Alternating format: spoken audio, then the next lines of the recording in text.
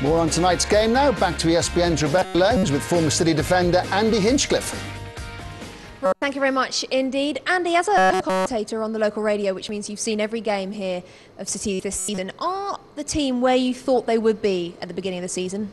Well, with the amount of money that was spent and the quality players that Mark Hughes initially brought in, a lot of City fans did expect them to be up there in the top six. So what are they, about fifth at the moment, sixth at the moment? So yeah, I think they're pretty much happy with where they are. I think the owners certainly want the team to finish in the top four, so that's the pressure now. But certainly at the start of the season, if you'd said fifth or sixth, I think City fans would have accepted that.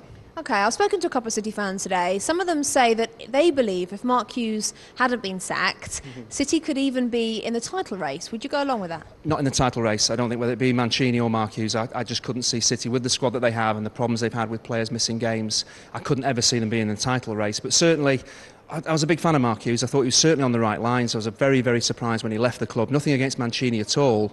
But yeah, that might be at the end of the season. Fans might look at that and say, was that a wise decision to change the manager in December? I don't think it was. But Mancini could still actually make it with the players that he's got.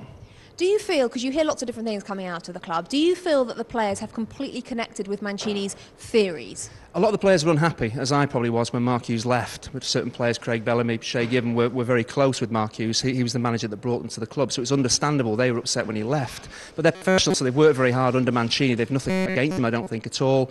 But yeah, I think new managers coming in with new methods, it can certain players, and a few of them have probably found it a little bit hard. You can see that in the games and the team selections that Mancini's gone for.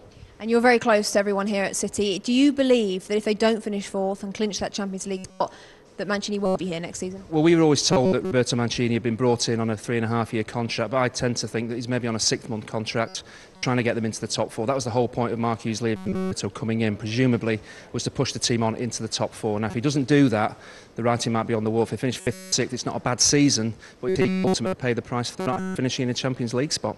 We'll see interesting stuff, Andy. Thanks very much. OK, thank you.